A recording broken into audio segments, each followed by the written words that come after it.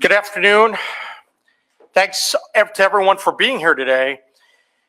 You know, we're gathered together to talk about a number of different topics, but I want to really recognize the extraordinary accomplishments of our West Virginia National Guard and of our Department of Veterans Assistance over the last year. But I first want to start out by honoring the two West Virginia Guard members whose sacrifice shook the world. Today, I'm announcing that the state of West Virginia, through my office, has formally requested that U.S. Army Specialist Sarah Beckstrom be posthumously awarded the Purple Heart for her service and sacrifice while protecting our nation's capital in Washington, D.C. Specialist Beckstrom was killed in action while serving her country. She made the ultimate sacrifice defending the freedoms we all hold dear. Her courage, her selflessness, and her devotion represent the very best of West Virginia and our country. We've also requested that the same honor be bestowed to Air Force Staff Sergeant Andrew Wolf, who served alongside her that day. As you all know, he was also a member of the West Virginia National Guard, and he was critically injured in that attack, and he fought for his life for weeks.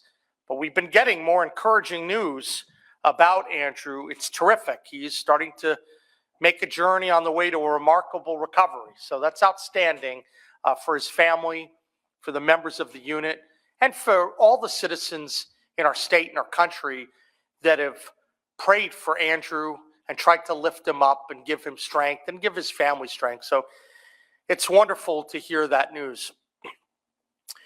Sarah and Andrew's actions on that day, they meet the highest and clearest standards for the Purple Heart, a decoration that recognizes those wounded or killed in action against an enemy or during a hostile or terrorist act. So this should qualify under the Terrorist Act. Now, while that process is still underway at the federal level, I want the families of Sarah Beckstrom and Andy Wolf to know that West Virginia stands with you, and I couldn't think of two more deserving service members for this award. So this is wonderful. Now, beyond a lot of the focus on Sarah and Andy in recent weeks, it'd be remiss of me not to talk about the greater sacrifices of the Guard in 2025. There were so many extraordinary men and women who served the Guard with distinction over the last year. And we know that when Specialist Beckstrom and Staff Sergeant Wolf, that when they were in peril, so many of the Guardsmen, they rallied around behind them. I saw that at the hospital and at the DC Armory on Thanksgiving when I visited with them. The National Guard has answered the call every single time. They answered the call earlier this year when they're called to missions in the Middle East, in Europe, and in the southern border of the U.S. They answered the call when flooding threatened our regions, first down south, and then, of course, up in Marion County and Ohio County. In the February 25 flooding, more than 350 service members mobilized across 14 counties, and they conducted swift water rescues. They provide water and supplies for people. They cleared more than 17,000 tons of debris. You're going to have to tell me how you clear all that debris. That's a pretty impressive thing. That's one of these things. These guys are really good. They're very organized about getting big things done. We know that during the flash flooding of Ohio and Marion counties, there were some really troubling things that happened. Obviously, we know that there have been 12 deaths this year due to flooding. We're going to do something about that. We're going to try to, in the next legislative session, take some steps we think that are going to be helpful. So I'm looking forward to that, and you just have to wait a couple more weeks for the state of the state. We may tease some of that out. Positive things based upon good work, once again, of the Guard and our emergency management people. We know during the federal government shutdown, the Guard also stepped up. When some families didn't know where their next meal was coming from, the West Virginia National Guard, they were there. Through Operation Feeding Families, 164 service members distributed more than 1 million pounds of food to more than 400 food pantries statewide. And as you know, the state also stepped up and provided $13 million, and that's on top of the full monthly benefits that they were getting. So that's a lot more food than was normally allocated, and we wanted to make sure that no one was going to be hungry, and I think we accomplished that goal. Beyond emergency response, we know how important the Guard is to our state, economically, the value that they provide, and the support they get from the federal government. I can tell you that when the West Virginia Army National Guard, their cavalry regiment, was at risk of being cut, our administration, working with General Seward and others, worked to transform this regiment into a new infantry battalion so we wouldn't see the loss of jobs here in West Virginia. We prize the armed services in our state, and we always want to show them great respect. That move converted the 150th Cavalry into a tactical combat formation, and that enhances the unit's combat readiness so they can be available for the demands of modern warfare. And meanwhile, that preserved hundreds of jobs, many in the southern coal fields. So we're very fortunate for that. We also know that the Guard and veterans, they're working to help build the workforce of tomorrow. And you can see some initiatives in the upcoming weeks talking about their inclusion in broader workforce development matters. I've always argued that workforce participation is the #1 challenge facing West Virginia. We need to get more people into the workforce. We need to have more net migration of people into the state. Well, I know that the Guard and veterans assistance can make a big difference in that regard. We know that Guard supported training programs already. They're preparing West Virginians for different fields in heavy industry, in equipment operation, agriculture, and skilled trains. When you get trained and you spend time in the Guard, there's an awful lot you can do after you're done. And we're really grateful to these wonderful men and women who are doing so much for our state. So I'm pleased here to make these announcements and focus on the Purple Heart. I'm very hopeful that that's going to happen. And at this time, I'd like to allow General Seward to come up for a few words. Thank you, Governor. Good afternoon. I'd like to begin by thanking the members of the West Virginia National Guard for an incredible year. When I was a kid, there was a commercial that talked about the National Guard 1 weekend a month, 2 weeks a year. That's 39 days a year. The West Virginia National Guard, on average, on the Army side, has done 80 days per year per soldier and 157 days per year for each member of our Air Guard. It has been an incredibly busy year, but this team behind me and the 6,000 other members of the West Virginia National Guard that make all of these things happen, they are always ready and always there. We honor Sarah and Andrew today as we've done this last month. Thank you, Governor, for the announcement today. I've been telling the team that while we have to mourn because it's part of the grieving process and that's how we honor our fallen, we also have to accomplish the mission every day. The sign on the podium talks about America's heritage, and it reminds me of the American Revolution or World War II, where our soldiers facing enemy fire may watch one of their battle buddies fall. They have to continue the mission. They also have to mourn. If you read history books, you'll learn about those soldiers continuing on, maybe tears streaming down their face while they continue the fight. Our battlefield's a little different today, but we have to continue that fight. And when you see one of us in the community, you'll see this flag. And people often ask us, why does it face backward? And that's because we're always moving forward. regardless of the obstacle, regardless of the mission, regardless of whether or not we're mourning, we are moving forward. And that's what these gentlemen represent behind us today. I'd be remiss if I didn't thank the employers of West Virginia. Every one of these National Guards, men and women that are part-time deployable soldiers or airmen, they have a job, and those civilian employers support them when they're gone. And so I thank those employers and their families, because the families are the ones that are left to take care of all the chores and all the business while these troops are on flood mission or a food mission or doing patrols in DC. So thank you, Governor. It's tremendously rewarding to work for you and for all of the 6,000 members of the West Virginia National Guard. And regardless of the mission, regardless of the day, we will press on. Thank you. Thank you, General. Well, thank you very much, General. I very much appreciate the work that you're doing, plus the work of the Guard.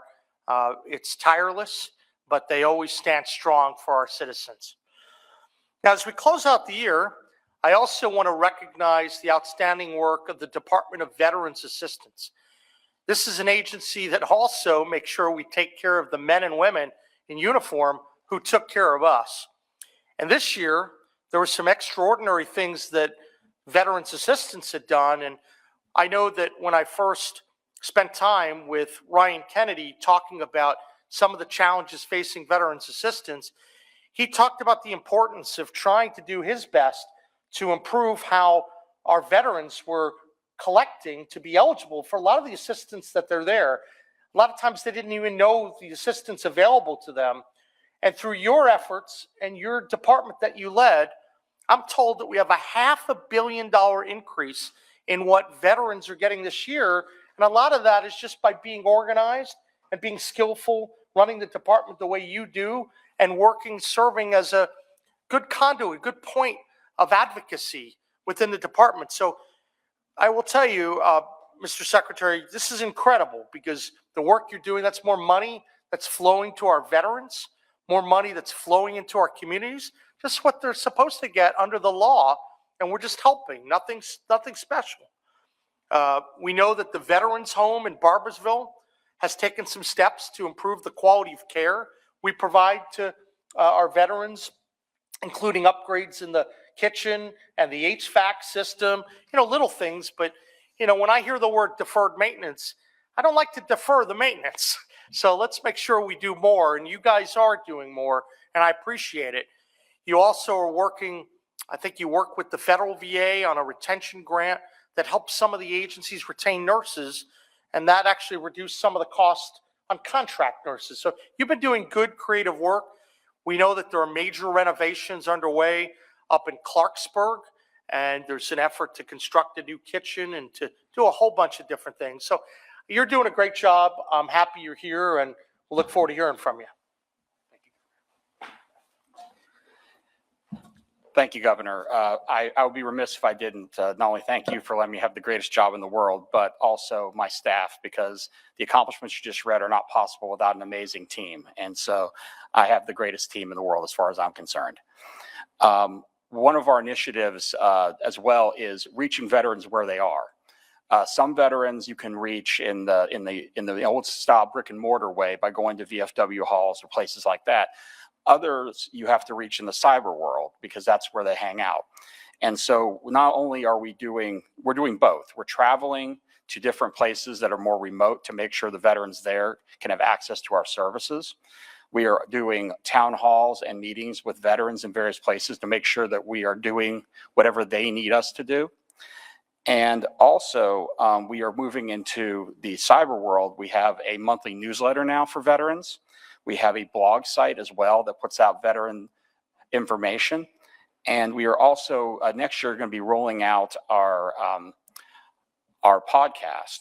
So eventually that will again have a lot of information for veterans and how to access benefits and other things that just interest veterans. We also, one thing I wanted to mention is our Veteran State Cemetery.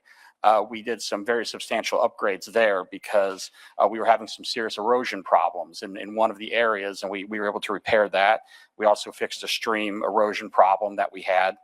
Both those were partnerships with the Department of Transportation, so I'd like to give them a shout out for helping us with that.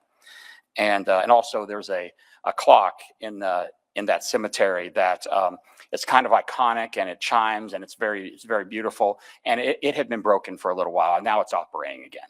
Good. So thank you very much, Governor. Thank you. Appreciate it.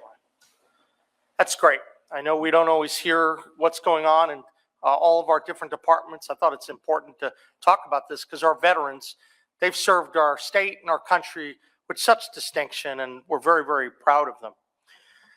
We're proud of the Guard.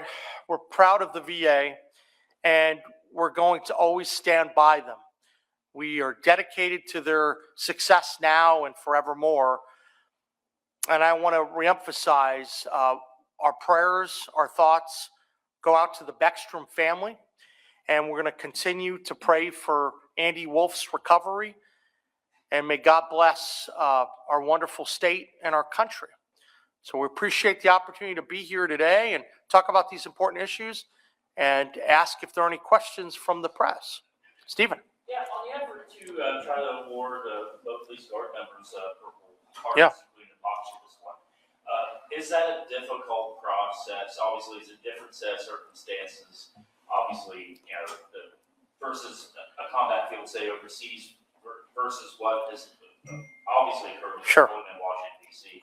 Is that a difficult process to do? How is that accomplished? I know, and I'll ask General Seward to weigh in on some of these, but I know actually because my dad had a Purple Heart from the Battle of the Bulge, so he used to talk to me a little bit about that. But, I know that they're already working on that, and it could take sometimes a couple months for all of that to go through.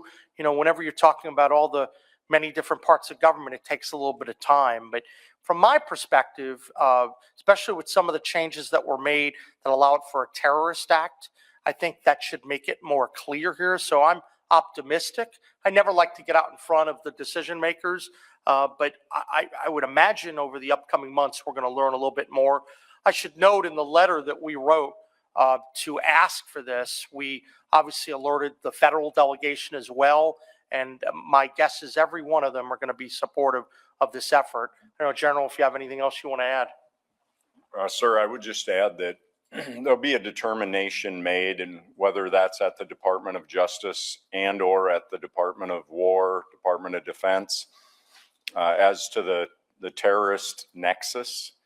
That's not a decision that either of us can make, but the paperwork is being prepared at the DC Guard, which is where that has to begin. Then it'll go to the Secretary of Air Force and Army, who have to, following a board and following that nexus decision, they have to make a determination. Good. Henry, I know you have some questions for our office. I'm ready for them. Oh, sure. Yes, sir. Governor, the Department of Revenue conducted an analysis of the impact of the Big Beautiful Bill on the state of West Virginia. Sure. You have publicly supported the Big Beautiful Bill.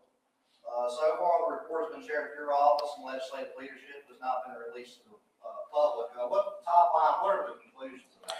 Sure. So one of the things that happens is we try to get educated about impacts, but depending upon what the state does, that could have a dramatic difference in what occurs. So for example, whenever there are tax-related changes, the state has to decide what it's going to conform to, right? The way our code works, frequently we mimic what goes on the federal side, but that's not a requirement, obviously, in all situations. So what you like to do is you like to look internally at things. You like to work with the legislature and talk to them so you can actually come to the correct decision about what to do. So obviously these are all preliminary questions and decisions. And then what you'll do is you're going to see the results of that on January 14th when I submit my budget. That'll start to give you a better sense in terms of some of the changes, whether it's tax related or, for example, on SNAP, that we know that there are things that we can effectuate the outcome. One of the points that I've always made is there are changes in the Big Beautiful Bill related to SNAP if you maintain a very high error rate. Well, I don't think anyone wants a high error rate, And so I don't accept the premise that there should be X amount lost. So a lot of the things that sometimes get written are not accurate if you can fix the problem. And that's what we do. That's why what we like to do is release the numbers when they're ready to be released instead of preliminary. So everything's preliminary until we issue the budget in January. Ma'am. Patty Sperling, 13 News. The other day when you were speaking about foster care, fixing the foster care system, you stressed how important cost efficiency was and trimming the fat where it needs to be. Are you applying that same cost analysis to veterans benefit that you have with foster care, with the foster care system? I'll tell you what, we apply it to everything in this administration. I value state taxpayer dollars, I value federal taxpayer dollars, and I don't want to see any dollar wasted for the citizens of our state and our country. So yes, everything we do, I think if you ask around the departments, they know that we want to spend money that's only appropriate for the taxpayers. And if I find waste on the federal side, I'm going to go after it. If I find waste on the state side, we're going to go after it. I think that the people, the state, deserve that. Other questions? One more thing. Yeah. Yesterday on a press phone call, Senator Capito was stressing modernizing the Navy and modernizing the military. Sure. And trying to keep it, local. Are there any in-state programs that she also was talking about, holding them accountable, both on the government and the private sector side? Are there any in-state programs that are part of that initiative about modernizing the military? Spoke about yourself as well. I'd have to get briefed on that before I answer. I know that one thing I could say is that West Virginia has a very proud tradition in terms of its military and how many people we send off. And I know that West Virginians care deeply about that. I've not been briefed by the senator on that and her efforts, but happy to do that. We do know, once again, that West Virginia has a very rich history in terms of both having our people go off to help the country as a whole, or, of course, to play pivotal roles. What I mentioned a little bit earlier, the transition from the cavalry unit into another unit, that was a good example of how we work to try to, help the Army, the Navy, and others be more prepared because of our transitioning. So there's always a relationship, but I'm not sure we have anything more to add at this time. And just going back to being like cost efficiency and stuff like that, if there were any in-state programs that were maybe outdated, would you assume we cut them? Yeah, well, let me really be clear. I am an advocate for taxpayers. If there's waste, we're going to go after waste, right? So, I know that if there are valuable things that can help our citizens, I'm supportive of that, right? But waste is waste, and I think West Virginians support that. So that's the principle that we deploy, and we're going to keep deploying that. And so I certainly I don't want to see any waste on our watch. What would be an example of waste that you've seen so far? Well, I could probably spend a lot of time on waste, but I'll give you some examples. So one of the things we do when we are involved in healthcare and human services is we look at error rates. We look at improper payments that may come up. There are, some issues that come up where, people were submitting unbelievable numbers of the mileage. And then you look and you could go around the world 20 times and you say, wait, that doesn't seem right. And so when people write about that, you say, well, that is a wasteful system. And that allows you to move forward with programs that actually are more rational and maybe where people are providing more evidence to show that when taxpayer money is spent, it's going to be spent responsibly. Thank you. Yeah. Any final questions? Yeah. Yeah, so whenever you're looking at issues with waste and things like Sure. that, obviously, you see things like what you just mentioned there, traveling around the world 20 times. I mean, the equivalent of it with the mileage. Yeah. You know what I'm saying? I guess my question is, how do you kind of make sure you're not throwing out the baby with the bathwater and end up hurting people that rely on some kind of these programs? Of course. Have that, and they're kind of, I think you have to always look at that. You have to make sure that you're not throwing the baby out with the bathwater and you're analyzing it because some of these programs are relied upon by people here in the state. But I think it's also always the duty of people in state and the federal government to look at different ways to protect taxpayers, right? I mean, it's their money ultimately, and we're the stewards of how those dollars get administered. So I certainly am very supportive of that. But we try very hard to administer programs in a way that are, delivering on the promise of those benefits and following the law. But also, if we identify problems, we're going to act on them. Any final questions? I once again want to thank everyone for coming here today. I don't know, I may see you, we may have one more of these, Lars, on Monday, is that right? And then we may let you go for Christmas. I'm hopeful that you'll have a more relaxing Christmas this year. Thanks, everyone. Appreciate it.